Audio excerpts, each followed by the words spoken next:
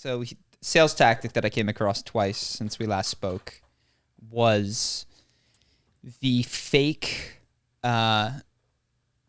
It's the ability to create reciprocity while the person trying to create it makes it seem like no big deal. And so I've said that. Let me explain.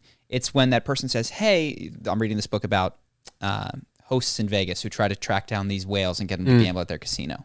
So they call him up. He says, hey, I'm going to be in Seattle next week. Thought I might stop by. We could just grab some lunch. No big deal. He's not going to Seattle. Only if this guy says, yes, we can have lunch, does he go.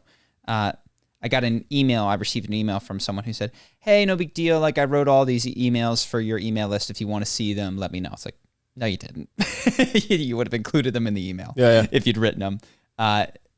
There is this, I don't like it because it's false, but just something that I've realized that people do that is very effective is they make coincidence and gifts to you seem like no big deal so that you accept them.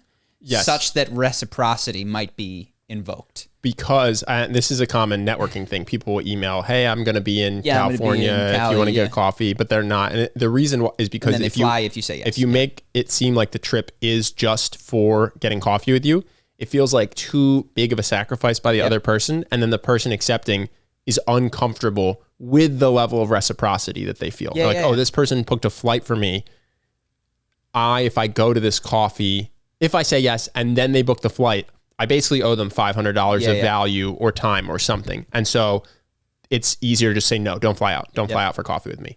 And so it's this weird thing where because you can't guarantee they'll accept, it's actually better to lower the reciprocity. Whereas if you could guarantee someone would accept it, then the more you could get them to feel reciprocity, the better. Yes. And it's, it works. I mean, that's the thing. One of the tricks that I don't know the best way to phrase it, but people try when they're trying to go after someone that they see as superior or high value to seem very nonchalant about it. When really, this guy spent weeks tracking down the guy's address to call him, to be like, hey, I'm just on my lunch break over here. I was thinking that maybe it's like, no, you're not. This has been your strategy and your plan for an entire month. And in the book, it's just to try to get them back to Vegas? To try to get this guy to switch hotels. So the book is interesting. It's called Whale Hunting in Vegas. It's not like not a book that probably did very well. It's just written by some guy, and he breaks down the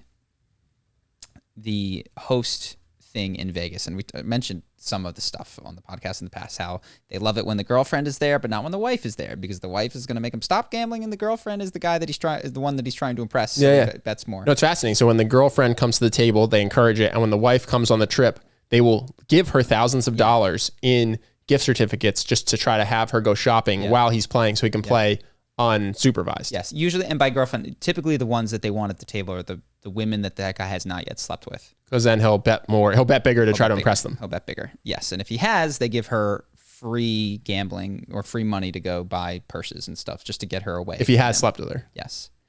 And it's really disturbing how efficient this machine. It didn't used to be like this. Apparently, these were hotels that had casinos, and this guy was one of the one that came in and really just looked at the numbers and said, if you get a guy who's playing like $50,000, $100,000, $250,000, you're like a hand sometimes, or I think 1 to 1,000 is what they call 1,000 to 100,000 is roughly in the like high roller whale, and then above 100,000 is the whale level. So if you're betting that much per hand, we can have full-time staff dedicated to you even when you're not here. So we can, and the games that they play with these people are so fascinating, where they'll know that they have like 8 penthouses available, and they'll tell them that they don't, and they'll say, look, I'm going to make this happen for you. Sure. We're going to move people out of there. We got it. And they'll like give them one of the 8 penthouses that they have and had the whole time. Sure. It was never. So they're just running a con on these guys while smiling to their face, pretending to be their friends. Well, that's most cons. And understanding that the money that they get paid is the bonus is based on how much their clients lose. So like not only, and it's not just enough to get them at the table, you got to get them drunk and loose and tilted, but also not too much, because you don't want to slaughter the cow, you want to milk the cow. And so there's this dance that is Done. And the whale hunter gets paid a percentage of what the whale loses? The bonus that they receive at the end of the year for a lot of these guys is based on what their clients have lose. Wow. So you're just directly opposed to the best outcome for your clients. Yes. But you still want your client to come back. So there is a degree of like, he needs to feel good about his losses. And another thing that people, like, they'll go lose $500,000. But if the guy made them feel that they got the penthouse and they kicked someone out, and that they got to go to the show and they kicked someone out of the front row tickets, even though they didn't, and they got to go to the restaurant that he wanted, I think it was worth it. Even though a trip that would have just cost that would have been like $20K or something. Sure. So I assume they also often provide them with drugs and hookers. They give them everything. I haven't read about that, but there was a intimated sense that they offer all of these sorts of things. Vegas is a big trap. Vegas is a big trap, and I live there, so I got to see it from a poor person's perspective. But it's interesting to read about what they do for the rich people. Sure, and that's all. Just the amount of effort that goes into this, and the amount of obfuscating how hard they're working to get these people to come is just interesting. Yeah. Interesting. Should we switch to questions? Because we have YouTube questions, and then apparently we have a lot of Patreon questions. So we're going to spend a lot of time doing that. So should we switch over? Let's do it.